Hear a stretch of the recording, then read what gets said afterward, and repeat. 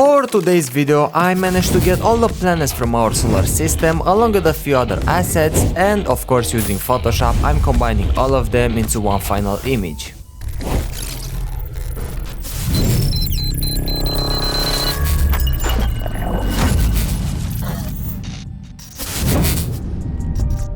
As you can see, things have changed around here, we are in space, and before saying anything else, I know it's common sense, but April's theme is space.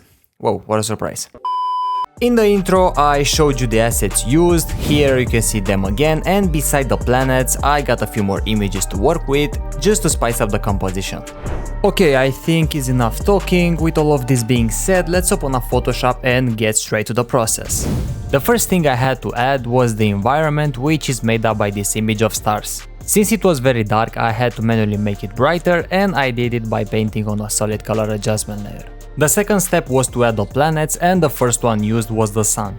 After placing it on top of the image, it was time to fill the entire composition with pretty much all the assets. Some of the images had a black background, and I masked it manually using the marquee tool. I did this right at the beginning just so I can visualize the entire scene, and I have to say that sometimes it helps a lot. After all of this, I had to work with the sun. To create the effect that it actually burns like a sun should be, I added an outer glow, and after tweaking the values and selecting the right color, I also added two more effects. One being the inner glow with the settings that you see right now on the screen, and the other one being the color overlay with the color being set on a very bright orange. Then I just reduced the opacity. To make this wise pose that you can see, I used another sun, but this time as an overlay. As I mentioned earlier, it should be very bright, so I added an orange color set on linear dodge behind it as it lights up the entire galaxy. I used this overlay I think 10 times and it turned out to be extremely useful. In other words, it was perfect for this case.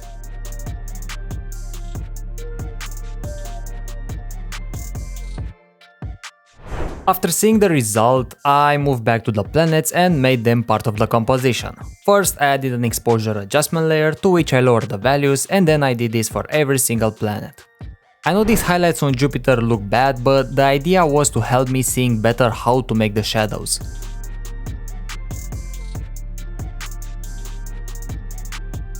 The Earth is underneath Jupiter, so it means it should be even darker, same for all the planets that are not close to the Sun. As you can see, I painted a more intense shadow where the planets are very close to each other, this way it creates the illusion that they actually touch.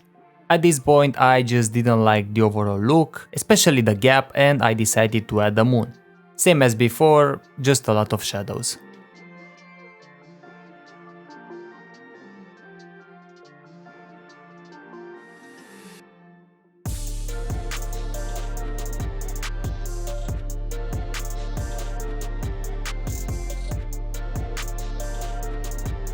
Now I have to paint some actual highlights, not like the one I did earlier. I use solid color adjustment layers for every planet, all of them being set on linear dodge add.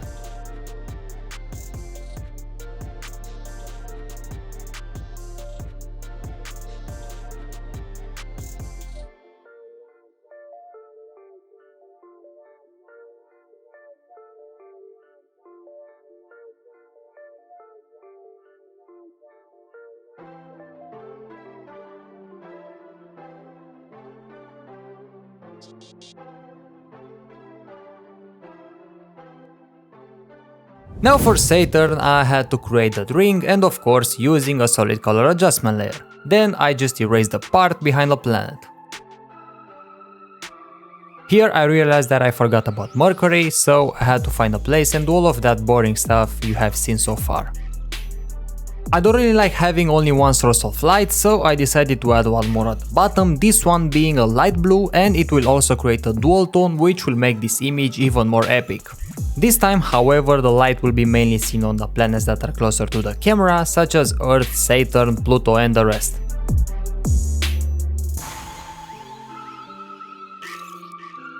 The next step was to fill up all of this empty space. I did it using different 3D assets of asteroids, and I randomly placed them all over the image. While adding them, I didn't realize, but after I've seen the entire image with the light casting from the sun and the blue light at the bottom, I realized how many I placed. I know, instead of just paying more attention from the beginning and save up some time, I did one more step that could have been non-existent. but we all learn from our mistakes. The coloring part was a bit tricky. Since we are in space and there is not that much light, it means that the ashtrays that are in the bottom part of the image won't have any orange light from the sun. As we go up, the light slowly becomes visible and so does the highlight. On this part you can see how I painted the bottom and the upper part. I know it's very fast, but you can make an idea on how to do it by yourself.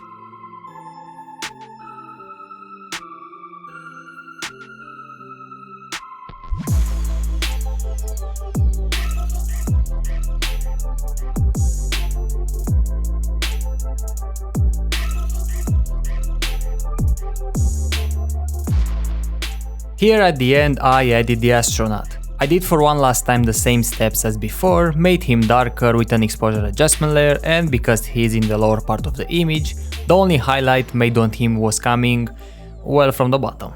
So I created a solid color adjustment layer with the color blue, set on linear dodge add and started to paint on it.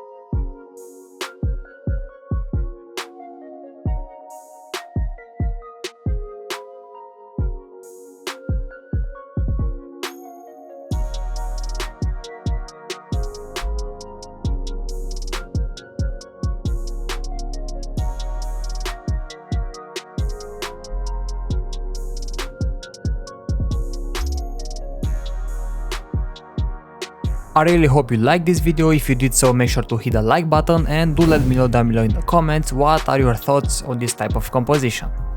Also, one more thing before ending, a few weeks ago I asked you if you'd like to see a speed art segment in my videos. From now on, there will not be a specific speed art segment. Until today I split the video in two parts. The first one was me talking to you, while the other half was made as a speed art because I tend to add overlays and work on making the scene look better. Now, however, I will mix both of them as you have already seen, because for me it just feels natural and smooth. And yes, that's pretty much all. Thank you guys so much for watching and I will see you again soon.